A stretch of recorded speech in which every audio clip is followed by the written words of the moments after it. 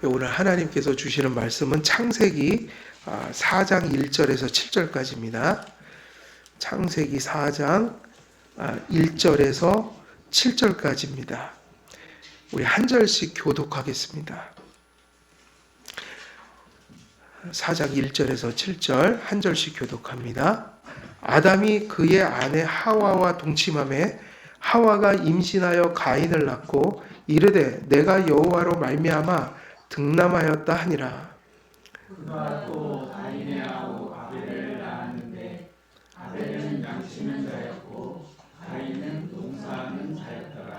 세월이 지난 후에 가인은 땅의 소산으로 제물을 삼아 여호와께 드렸고 아벨은 자기도 양의 첫 새끼와 그 기름으로 드렸더니 여호와께서 아벨과 그의 제물은 받으셨으나 가인과 그의 제물은 받지 아니하신지라 가인이 몹시 분하여 안색이 변하니 여호와께서 가인에게 이르시되 내가 분하여 함은 어찌 되느냐 안색이 변함은 어찌 되느냐 내가 선을 행하면 어찌 낯을 들지 못하겠느냐 선을 행하지 아니하면 죄가 문에 엎드러 있느니라 죄가 너를 원하나 너는 죄를 다스릴지니라. 아멘. 오늘은 또 지난번 말씀 이어서 3절과 4절, 5절, 3절에서 5절까지 말씀 또 이어서 전하도록 하겠습니다. 3절, 4절, 5절은 이제 우리가 지난 시간에 전했던 내용이 바로 아벨과 가인의 직업이었죠. 그 직업에 대한 말씀을 드렸고요. 그리고 오늘 이제 전하는 3절, 4절, 5절은 이제 본격적으로 그들이 제사 지냈던 모습들을 이렇게 묘사하고 있습니다. 그런데 이제 그런 것들을 묘사하는 이유와 목적은 하나님께 제사가 어떤 의미에서 연락되고 어떤 의미에서 거부되는지를 가르치기 위한 것이죠. 근데 지난 시간에도 상당히 많은 이야기들을 했었죠. 사실은 믿음과 믿음에서 나타난 순종, 이러한 믿음의 실제가 없이는 형식적인 예배를 하나님이 받지 않으신다는 거예요. 그러나 이런 이야기를 할 때 우리가 추구해야 할 바는 뭐냐면 형식이 잘못된 것이 아니라 내용이 잘못된 게 문제인 거죠. 하나님은 어떤 예배를 드리냐면 마음과 내용이 담겨있는 형식을 받기를 원하시는 거예요. 그래서 하나님을 두라, 어떤 형상도 만들지 말라. 그래서 십계명에는 예배의 대상도 알려주시고 그리고 예배의 형식과 모든 것들이 말씀을 따라 되어질 것을 명령하셨다. 예배의 방법이죠. 그러니까 우리가 드리는 예배는, 장로교회의 예배는 하나님의 말씀을 믿고 에베소서 말씀처럼 새 사람 된 사람들이 새 사람의 생활 방식을 쫓아 살면서 그러한 믿음의 실제와 표를 가진 자들이 하나님의 말씀에 부합한 형식을 취하여 가시적인 예배를 드리는 거, 이게 개혁주의 예배학의 본질인 겁니다. 그리고 그것이 성경이 가르치는 예배의 본질인 것입니다. 그래서 이제 그 내용들을 쭉 살펴보게 되면 우리는 앞에서 언급한 하나님께서 그 명령하시고 그의 은혜를 따라 경건히 드려진 예배가 어떤 원리와 방식으로 드려지는지를 살펴보았습니다. 3, 4절에서 우리는 가인이 무엇인가 하나님께서 명령하신 제사의 원리와 방식에 미치지 못했다는 사실과 아벨이 하나님께 명령하신 제사의 원리와 방식에 충실했다는 사실을 예측할 수가 있다. 그래서 특별히 가인의 제사가 거부된 이유를 어디로 넘어가면 더욱 명확히 인식할 수 있다고 그랬어요? 6절과 이제 7절. 이게 이제 거기는 결정적으로 왜 안 받아들였는지 우리가 추론할 수 있는 내용들이 나옵니다. 6, 7절을 살피기 전에 우리는 가인에게 부재한 것이 무엇이었다라고 이제 앞에서도 어느 정도 추론을 했죠. 그래서 예배를 드릴 때 아벨은 양을 드렸고 가축을 드렸고 그 다음에 가인은 곡식을 드렸는데 그것 때문에 안 받아들인 거는 아니다. 그럼 결국은 무엇 때문이냐 하면 어느 정도 답은 나왔어요. 무엇 때문에 아벨의 제사가 받아들여졌을까요? 그건 히브리서에 근거한다고 그랬죠? 신약에서 답을 벌써 해놨다고요. 히브리서에서는 아벨이 무슨 제사를 드렸다고 너무 명시적으로 해놨습니까? 믿음의 제사를 드렸다. 믿음이 있었다는 거예요. 가인에게 뭐가 없었을까요? 믿음이 없었다는 거예요. 그 믿음의 부재로 인해서 6절과 7절에 나타난 내용을 보면 믿음을 언급하지 않고 대부분 뭘 언급하냐면 그의 죄악되고 불결한 생활을 언급하고 있다고요. 죄가 엎드려져 있느니라. 그러면 믿음의 부재가 가져오는 게 뭐라고 볼 수 있어요? 믿음의 부재. 우리가 에베소서대로 한다면 새 사람이 되질 않았기 때문에 새 사람이 되지 않았기 때문에 다시 말해 거듭나지 않았기 때문에 허물과 죄로 죽어있기 때문에 뭐가 나타날 수가 없을까요? 새 사람의 생활 방식이 수용이 안 되는 거죠. 물론 완전한 거로 따지면 우리들도 뭐 이제 아직 멀었죠. 천국 갈 때까지.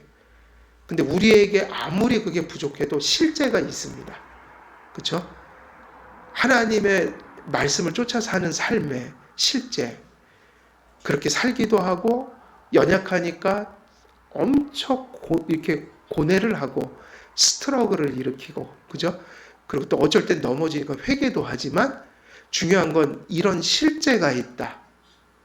이게 막 전혀 없다면 그는 그것이 무엇을 의미하냐면 믿음이 없다는 걸 의미할 수 있어요.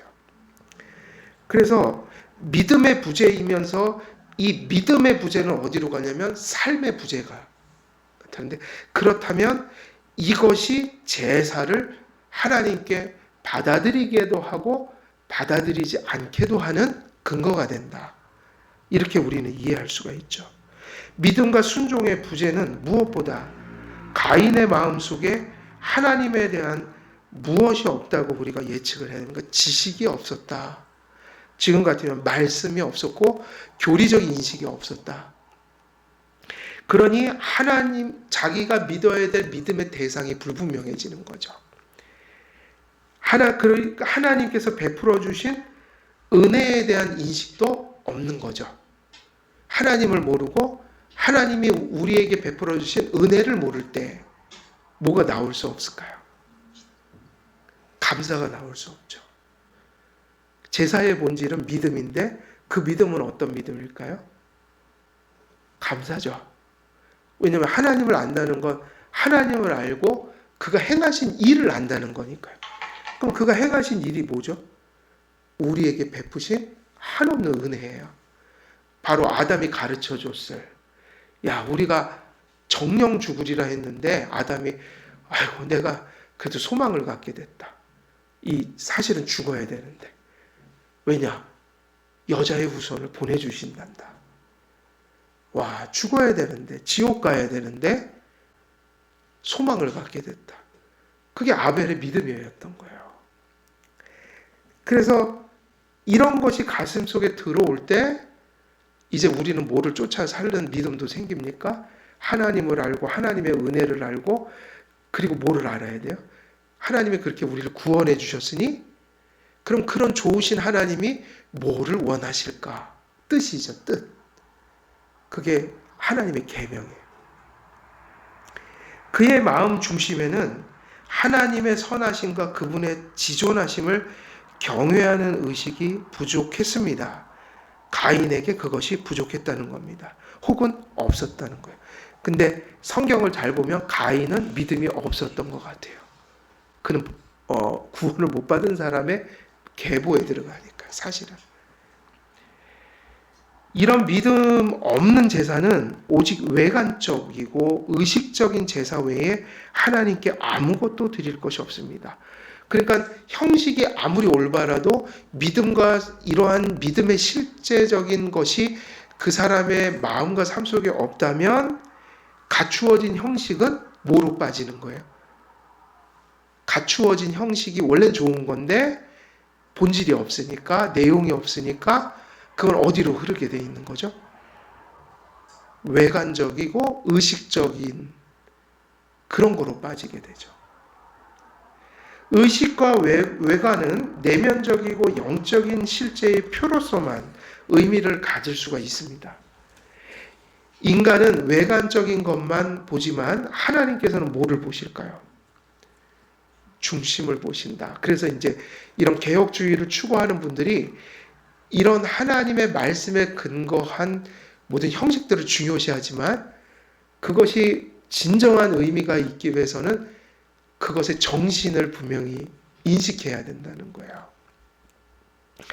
그래서 우리가 주보에 보면 전에 예배학을 했지만 주보의 한 순서 한 순서가 저희가 전에 개혁주의 예배학 공부할 때 보면 다 의미가 있었다고요.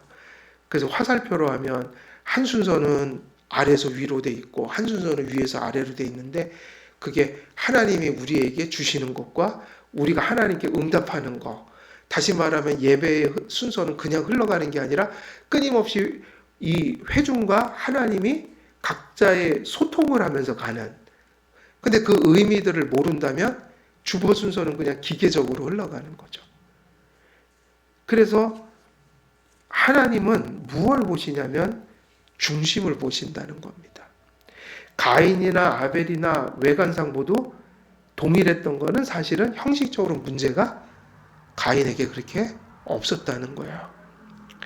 하나님께서는 한 사람의 중심에서는 성령을 통해 진리 안에서 하나님의 선하심을 믿는 그 믿음과 그 믿음이 낳은 순종을 보셨고 한 사람의 중심에서는 그것을 보지 못하셨습니다. 뭐를 못 봤냐면 그 예배가 받아들여지는 형식을 의미 있게 하는 그 내용을 가인에게서는 발견하지 못했고 아벨에게서는 발견했다는 거예요. 그러니까 당연히 무슨 결과가 일어나죠? 가인의 제사는 거절하셨고 아벨의 제사는 받으셨죠. 오늘날도 이런 예배의 문화들이 흘러가고 있어요. 저는 예전부터 사역하고 또 이제 뭐 부교육자 생활도 하면서 끊임없이 고민했던 게 많은 성도들이 우리가 예배를 드려드리는 거로 여기는 거야. 예배를. 그래서 제가 늘 제일 싫어했던 말이 그거예요. 교회 좀 나와주세요. 교회 좀 나와주세요. 근데 그 말은 틀려요. 그건 잘못 가르치는 거예요. 교회는 나와주시는 게 아니에요. 하나님의 명령이고 그리고 나오는 자의 태도는 예배에 나오게 해주신 것에 대한 엄청난 감사가 있어야 돼요. 우리 같은 자를 예배자로 세워주시고 우리 같은 자가 감히 하나님을 예배하다니 이해가 되시나요? 이건 너무 다른 믿음이에요. 오늘날 현대교회는 저도 교육자 회의를 하면 많은 목사님들이 어떻게 성도들을 예배자를 끌고 오게 할까? 뭐 이벤트를 만들어라. 뭐 별의별 거를 다요. 한심해 보이는 거예요. 그게 무슨 그런 어떤 이벤트로 되는 게 아니란 말이에요. 예배는 드리는 게 아니에요. 예배는 우리가 힘든데 이만큼 하나님 앞에 해드렸어. 교회는 끊임없이 제발 좀 나와주세요. 참여해주세요. 이런 게 어떻게 보면 신성 모독적인 행위예요. 저는 그렇게 생각해요. 그래서 솔직히 저는 부교육자 생활할 때도 교회를 좀 나와주세요. 이런 소리를 교육자들이 하면 안 된다고 생각했어요. 왜냐하면 그 말 자체가 완전히 잘못된 말이란 말이에요. 교회는 나와주는 게 아니라 오히려 교회에 참여할 수 있는 특권, 그것을 하나님이 주신 엄청난 은혜로 여기고 감사해야 되고 이 세상의 그 어떤 기쁜 일보다 예배를 드릴 수 있는 것이 그것보다 더 소중한 일이 없어야지 맞는다고요. 그러니까 교회에 나오는 것은 나와달라고 요청을 해서는 안 되는 거고 예배에 나오는 자들이 감사한 마음을 가지고 나올 그 이유를 분명하게 가르쳐야 합니다. 오늘날은 그것이 완전히 역전되어 있다고요. 하나님께서 받으시는 제사는 어떤 제사였을까요? 진정성 있는 제사였어요. 하나님이 받으시는 제사는 뭐냐면 비록 연약한 죄인들이 드리는 제사지만 진정성 있는 믿음을 그 마음속에서 발견할 수 있는 자들의 제사였어요. 오직 믿음의 제사만을 하나님께서 받으십니다. 그리고 제사를 드리는 자는 그 믿음의 진정성을, 그 믿음을 무엇으로 나타내줘야 되는 거예요? 순종의 삶으로요. 성화의 실제를 통해 입증해야만 하는 것입니다. 믿음이 없는 손으로 재물을 만지는 순간 그 재물은 더 이상 재물이 아닌 것입니다. 이게 되게 중요한 얘기예요. 믿음이 없어요. 근데 가인의 손에 뭐가 있었죠? 그 손으로 드렸을 거 아니에요? 곡식이 있었을 거 아니에요? 그건 이미 재물이 아니었어요. 왜일까요? 믿음이 없기 때문에 그건 제사일 수가 없는 거예요. 그래서 우리는 모든 것이 다 똑같습니다. 예배, 생활. 우리가 하나님께 연락된 예배를 드린다. 생활을 하나님께 나의 거룩한 산제사로 드린다. 이것이 얼마나 큰 특권인가. 그래서 이제 이런 거 있잖아요. 하나님께 뭐 순종하라 그러면 그 순종한다는 것 자체가 우리에게 되게 기쁨이 돼야 돼요. 하나님 우리에게 순종하라고 요구하시는 거. 그걸 왜 요구하실까요? 둘 중에 하나인데 여전히 행위언약 속에 있기 때문에 행위언약적인 요구로서 너 순종해라 라는 것이 요구되는 자들인데 그들은 저주를 받은 거예요. 행위언약 속에서 율법은 도무지 저주예요. 근데 은혜언약 속에서 하나님께서 용서 안에서 부족하지만 목표를 향해 다가올 수 있도록 하시면서 우리가 당신의 자녀라고 너 그렇게 살면 안 되지, 또 이렇게 살아야지 계속 요구하시는 것은 엄청난 은혜다, 감사다.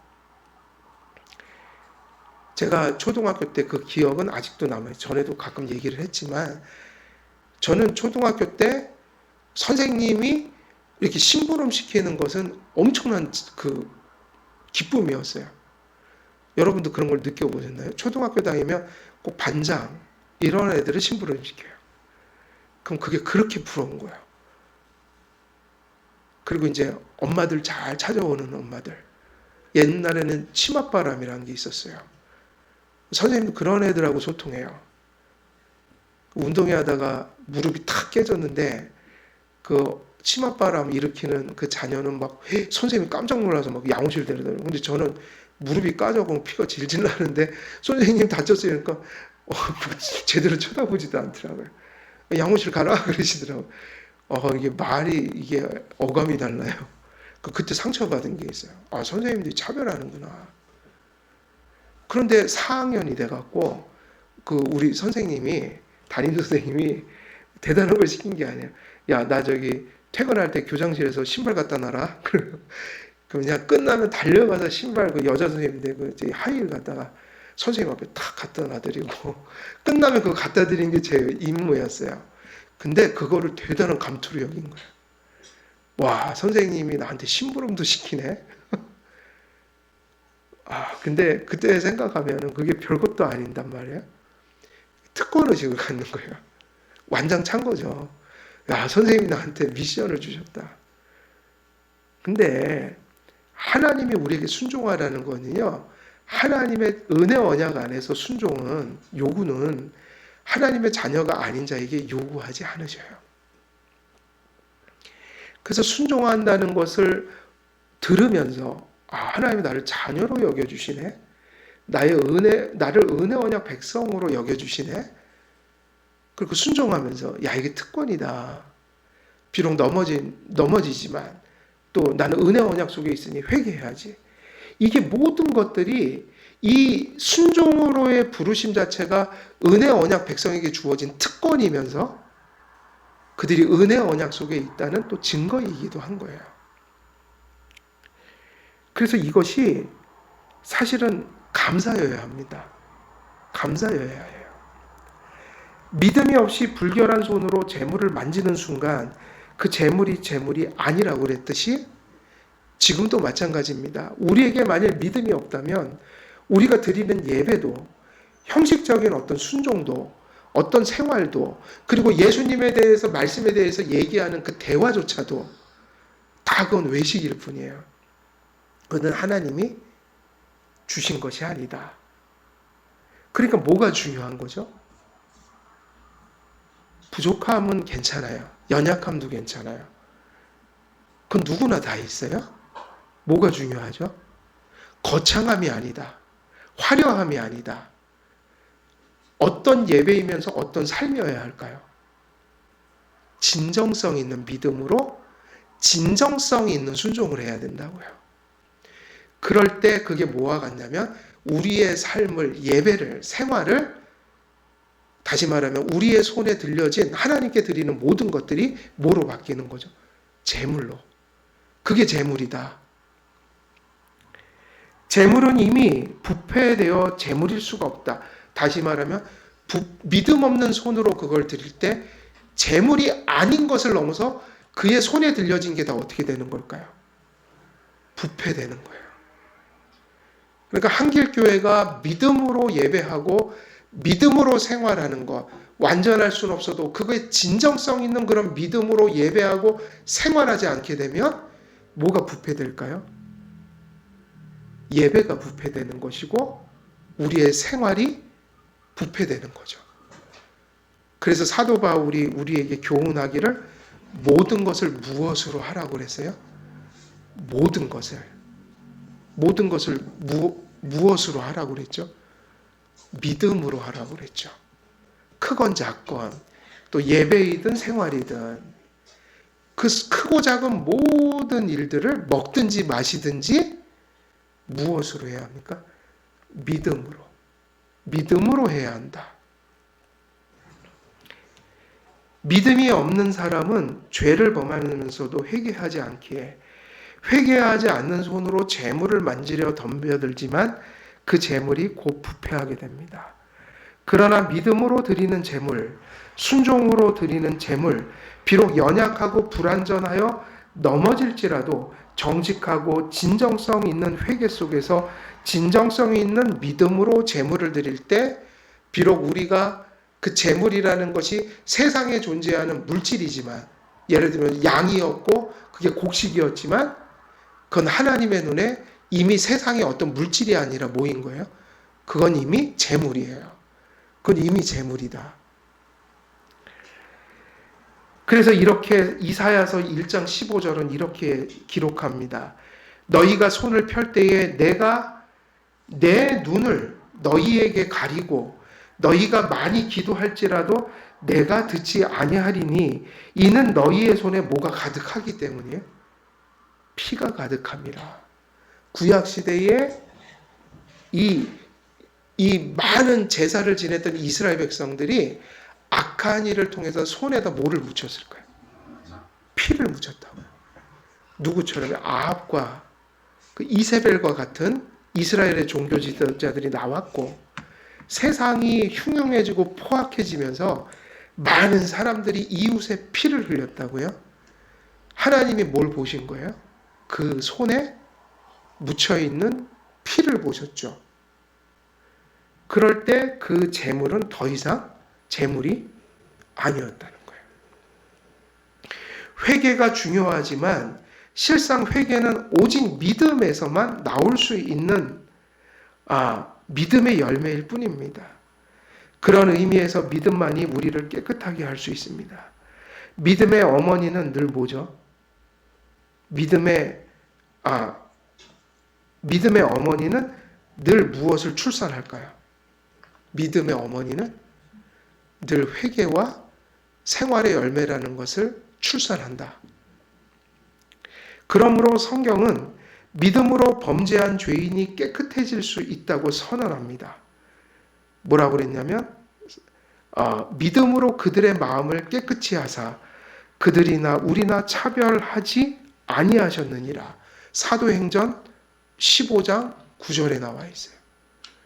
다시 말하면 우리들이 연약하고 죄성을 가지고 있지만 우리들이 죄성을 가지고 있다 해도 무엇을 가질 때 제사를 드릴 수 있는 정결한 자로서 하나님 받아주시냐면 그게 믿음이죠. 믿음이 있으니 뭐를 할 테니까요. 회개를 한다는 거예요. 그러므로 가인의 제사가 왜 거부되었는지, 그리고 아벨의 제사는 왜 연락되었는지에 대한 원인을 우리는 추론할 수 있습니다. 아벨의 제사는 믿음으로 드린 것이었지만 가인의 제사는 결론은 이거죠. 믿음이 뭐했다? 부재했다. 믿음과 순종이 없는 인격이 하나님으로부터 거절되었기 때문에, 그래서 제물이 거절된 건 뭐가 거절됐기 때문이에요? 인격이요. 뭐가 없는 인격이 거절됩니까? 믿음이요. 그래서 우리는요, 이 시대에 이런 것을 회복할 필요가 있어요. 지금 이 시대의 기독교는 상당히 많은 사람들과 교회가 그리고 목회자들이 믿음을 마치 모처럼 여기는 것 같아요. 믿음을 문화로 여긴다고요. 뭐 정도로 여겨요? 문화. 우리들이 사회 시간에 문화를 배웠잖아요. 고등학교, 중학교 때. 문화가 뭐냐면 삶의 방식이요, 양식이에요. 다시 말하면 살아있는 자들이 살아갈 때 그 삶으로 인해서 나타난 삶의 어떤 양식들. 그 기독교에도 뭐가 존재하죠? 기독교 문화가 있잖아요. 그죠? 문화가 존재하지만 기독교의 본질은 문화가 아니에요. 근데 많은 분들이 기독교를 문화 정도로 여겨요. 이런저런 문화 중에 하나. 그게 아니라 기독교는 문화가 아니라 진리예요. 그 얘기는 무슨 얘기냐면 기독교는 문화가 아니라 죽고 사는 문제예요. 우리는 신앙을 죽고 사는 문제로 여겨야 돼요. 근데 죽고 사는 문제가 뭐냐면 천국이냐 지옥이냐를 갈라놓는 기준이 되는 거예요. 오늘날 믿음은 죽고 사는 문제가 아니라 뭐가 되어 있는 거예요? 그냥 이런저런 문화죠. 그래서 많은 사람들이 교회를 뭐를 보고 나와요? 이런저런 문화를 보고 나오죠. 그리고 교회가 그 정도로 그쳐주길 원해요. 근데 교회는 문화를 가르치는 게 아니라, 문화가 본질이 아니라 믿지 않으면 지옥 가고 믿으면 구원을 받습니다. 이것이 우리 안에 절실해져야 됩니다. 왜냐하면 이 말씀이 그걸 가리키고 있기 때문이에요. 믿음이 없기에 하나님 앞에 죄로 가득했던 가인의 삶이 왜 비참한 것이냐면 그의 재물이 거절당했잖아요. 근데 재물이 거절당한 게 아니라 사실은 그 재물이 거절당한 건 누가 거절당한 거예요? 가인이요. 다시 말하면 그의 인격이 믿음이 없으므로 하나님 앞에 거절된 거예요. 믿음이 거절되는 게, 이 하나님 앞에 그 인격이 거절되는 게 바로 뭐예요? 그게 사망이에요. 그게 사망이라고요. 하나님과 관계없는 자가 되는 거, 하나님과 상관없는 자가 되는 거, 하나님과 분리되는 거, 이게 뭐죠? 그게 죽음이라고요. 그것이 궁극적으로 뭐냐면 지옥에 간다는 의미예요. 하나님께 재물이 연락되는 기준은 믿음 안에 있는 인격에 있습니다. 재물을 드리는 자, 곧 그 인격과 재물은 분리되지 않습니다. 그죠? 여러분들이 드리는 예배, 생활, 그 모든 것들은 사실은 어디서 나온 것이어야 되는 거예요? 여러분의 인격. 그럼 이제 우리가 그게 어떤 인격이냐면 거듭난 인격. 옛사람이 아니라 무슨 사람이죠? 옛사람이 아니라 새사람.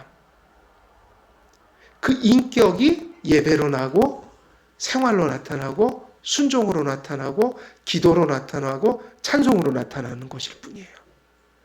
그러니까 그들이 행한 모든 것들은 하나님이 보실 때 중심을 보시니 그게 가짜일 때는 그게 하나님 앞에 거절돼 버린다. 근데 그게 그런 행위가 거절된다는 의미가 아니라 사실은 이거 심각한 것은 무엇이 거절된다는 의미예요?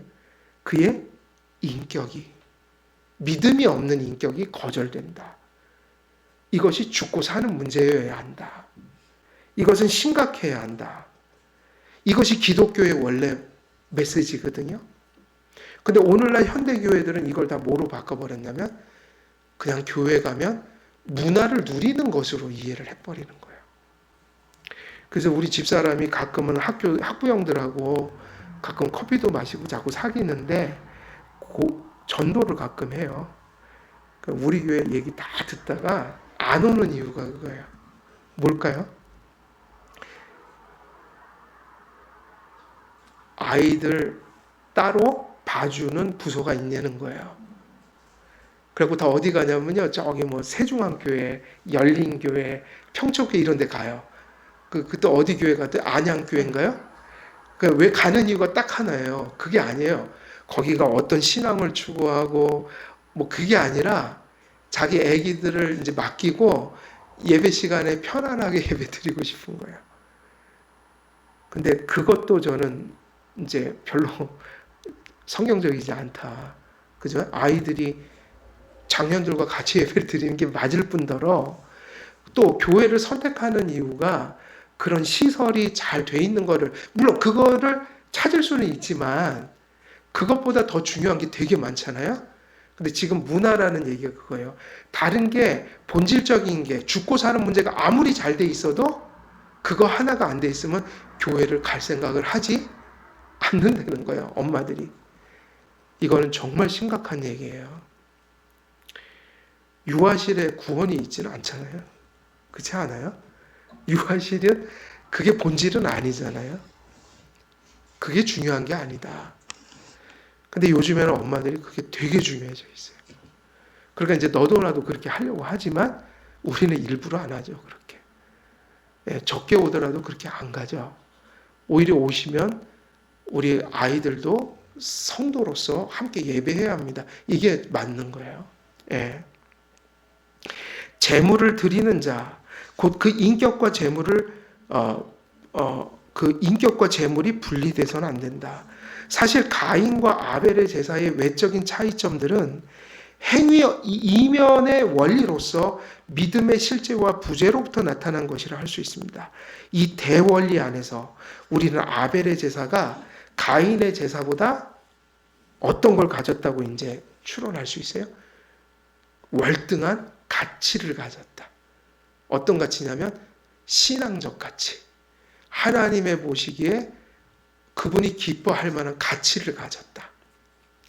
이런 근거로 칼빈은 믿음 외의 다른 수단으로 드리는 제사가 모두 죄의 무더기일 뿐이며 내적인 순결성으로만 하나님을 기쁘시게 해드리는 제사를 드릴 수 있다고 교훈하고 있어요. 그러니까 지금 많은 교회와 목사님들이 많은 사람들을 예배의 자리로 제발 와주십시오 이렇게 하기 위해서 뭐에 골머리를 썩고 있는 거예요? 이거하고 지금 반대라고요. 문화요. 어떤 문화를 이벤트로 이렇게 잘 포장해서 많은 사람들의 취향에 맞게 요리해낼 것인가. 다시 말하면 마케팅 전략을 쓰는 거야. 마케팅 전략이요. 그러면 안 된다. 칼빈의 얘기는 단호해요. 무엇 외에는 하나님께 드려지는 예배가 있을 수 없다고요? 믿음이요. 그리고 무엇을 가지고만 하나님을 기쁘시게 해드릴 수 있다고요? 내적인 믿음에서 나온 순결성이요. 우리 마음의 순결성. 그런데 우리가 완전한 거를 얘기하면 안 돼요. 겸손하게 이걸 추구해야죠. 겸손하게. 용서 안에서 부족하지만 믿음으로 했더니 하나님이 받아주신다 이 얘기예요. 이해되시죠? 그렇습니다. 믿음이 없다면 어떻게 그리스도의 용서를 받아 누릴 수 있겠습니까? 믿음이 없다면 우리의 마음은 거듭날 수도 성화될 수도 없습니다. 다시 말하면 제사를 드릴 수 있는 주체가 될 수가 없다는 얘기예요. 믿음이 없는 곳에 부패가 마음에 가득하고 우리 안에서 일어나는 죄를 씻어낼 길이 없으니 회개할 수 없으니 믿음이 없는 곳에 제사가 존재할 수 없다. 제사가 그리스도 안에 있는 이러한 구원을 전하는 것인데 믿음이 없다면 어찌 그 제사라는 표가 가리키는 그 실체를 인식하고 확신할 수 있겠습니까? 제사라는 것 자체가 아벨과 가인이 했던 행동이 앞으로 오실 그 메시아를 가리키는 표였는데 믿음이 없다면 양을 잡고 곡식을 드리더라도 그것이 가리키는 그리스도를 그들이 바라보지는 못한다. 그래서 믿음과 내적인 순결성이 하나님께 연락되는 제사의 본질이 된다. 이것을 칼빈이 지금 얘기하고 있는 것입니다. 신앙은 약속된 은혜를 받아 누리라고 주신 선물이고 성령의 특별한 조명 아래에서만 나타납니다. 믿음은 구원의 은혜를 받아내는 유일한 수단으로서 하나님께서 주신 뭐라고 볼 수 있냐면 빈 손과 같은 거예요. 믿음은 공로가 아니라 하나님이 주신 선물로서 하나님이 주신 것을 받으라고 주신 또 하나의 선물인 거죠. 그러니까 이 믿음이 좋다라는 게 내가 잘났고 막 공로가 이게 아니라 은혜를 받으라고 주신 또 하나의 은혜인 거죠. 믿음은 빈손이에요. 그래서 믿음은 무슨 손이라고요? 빈손이라고요. 아무것도 없어요. 뭐만 받는 데만 필요한 거예요? 은혜를 받아내는. 그래서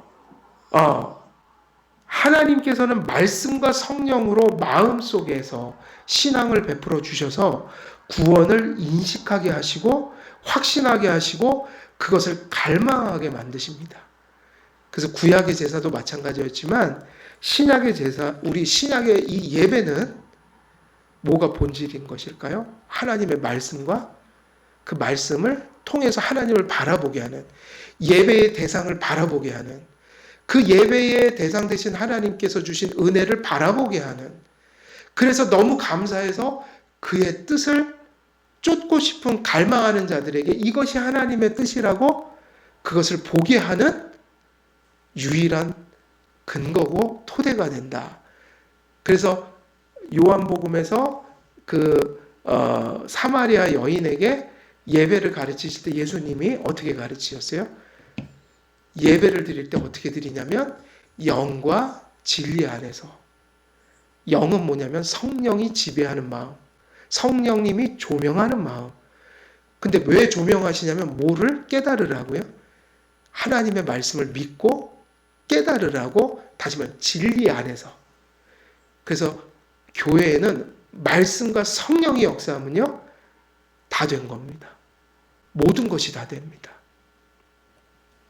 순종과 제사의 의식과 같은 인간의 반응은 말씀과 성령으로 믿음을 주시며 그 안에서 죄사함과 중생을 베풀어 주시는 하나님의 은혜의 기초 위에 세워질 수 있는 것입니다. 라고 결론이 내어지니 예배를 이제 잘 드려서 하나님께 연락드리는 제사가 됩시다 할 때 우리가 하나님이 기뻐 받으시는 제사를 드렸다고 하여 뭐를 가지면 안 되는 것일까요? 자기의, 자기 자랑 혹은 어떤 공로의식을 가져서는 안 된다. 이것 자체가 예배를 드릴 수 있고 잘 드릴 수 있는 것 자체가 뭐인 거죠? 은혜인 거죠. 무엇이 이끌어냈냐면 영과 진리가요. 하나님의 말씀과 은혜가 우리에게 믿음을 주셨고 그 믿음으로 또 하나님이 기뻐 받으시는 예배를 드릴 수 있게 하신 것이다. 이런 얘기들이 흘러가고 있는 겁니다. 가인의 제사는 이러한 믿음의 기초가 없었습니다.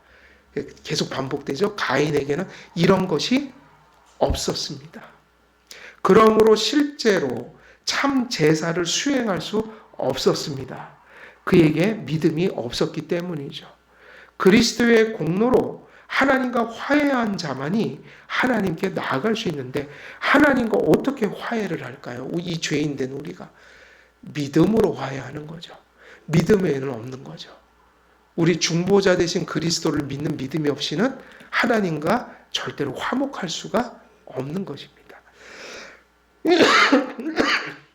오직 믿음으로 그리스도의 공로 때문에 의롭게 되고 용서받아 하나님과 화목한 후에야 화목된 관계 안에서 성령의 거룩하게 하시는 성화의 은혜를 받을 수 있고, 그러한 자들이 예배를 드리고 제사를 드릴 수 있으니, 우리가 하나님이 받으시는 예배를 드릴 수 있다면 그것이 누구와 화목하고 있다는 걸 또 반증하는 거예요. 하나님과요. 그래서 예배는 되게 중요해집니다. 우리가 믿음을 갖는 거, 믿음으로 예배 드리는 거, 그리고 믿음으로 생활하는 거, 부족하지만 회개하면서 회개 중에 그렇게 또 예배 드리고 생활하는 거, 그게 뭐를 증거하기 때문이에요? 그게 하나님과 우리가 믿음으로 뭐가 되었다? 화목되었다. 그래서 하나님께서는, 칼빈의 말대로 하면 하나님께서는 그리스도 아래에 있는 우리를 보시고 마침내 우리의 순종에 관심을 가지시고 받아주실 것이다. 우리의 순종이 받아들여지는 것은 항상 이렇게 가는 거죠. 저것이 믿음에서 나왔나 안 나왔나. 왜냐? 순종이라는 게 외식적인 순종도 있고 하나님과 상관없는 윤리 도덕적인 순종이 있으니, 하나님이 모든 걸 기독교적인 예배나 삶으로 받지는 않으신다는 거예요. 그러니까 하나님은 뭘 먼저 보셔요? 우리 안에 믿음이 있나를 보시고 마침내 그 믿음에서 나왔다면, 비록 부족하지만 보잘것없지만 진정성 있게 드린 예배와 삶을 비로소 관심을 가지고 받아주신다. 그래서 믿음과 순종 안에서 사는 삶이 바로 이제 기독교인에게는 가장 어떤 삶일까요? 가장 건강한 삶이요, 지금 은혜 속에서 사는 삶이요, 성령의 충만함 속에서 사는 삶이라고 규정 지을 수 있는 거죠. 이것이 중요하다. 오늘은 여기까지 말씀을 좀 전하고요. 시간이 이제 많이 지났으니까 여기까지 말씀 전하고, 또 다음 주에 동일한 본문 또 계속 이어서 말씀 전하도록 하겠습니다. 제가 기도하고 우리 같이 또 기도하겠습니다. 하나님 아버지, 오늘도 본문 말씀을 통하여 하나님께서 받으시는 제사가, 또 예배가, 삶이 믿음에서 나오는 것이라는 것을 또 분명히 또 알게 되었습니다. 그 믿음이 낳는 것이 순종이요 회개이니, 온전한 예배는 믿음을 가지고 회개와 또 그리스도인의 생활의 실제를 부족하지만 진정성 있게 가슴에 가진 자들의 그러한 예배요 또 삶이라는 것도 말씀을 통해 확인하게 되었습니다.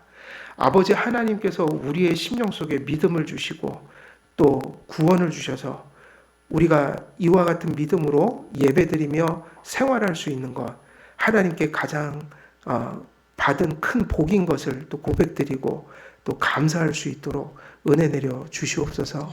그리고 또 그러한 마음으로 또 하나님께 예배하고 생활하는 것이 부담과 짐이 아니라 진정 하나님 앞에 자유하며 또 감사하며 또 특권이라는 고백을 주님 앞에 분명히 드리고, 또 그러한 복된 하나님과 화목된 삶을 우리의 심령 속에, 생활 속에 누리며 또 우리의 이웃들에게 전할 수 있는 저희들이 될 수 있도록 하나님 함께해 주옵소서.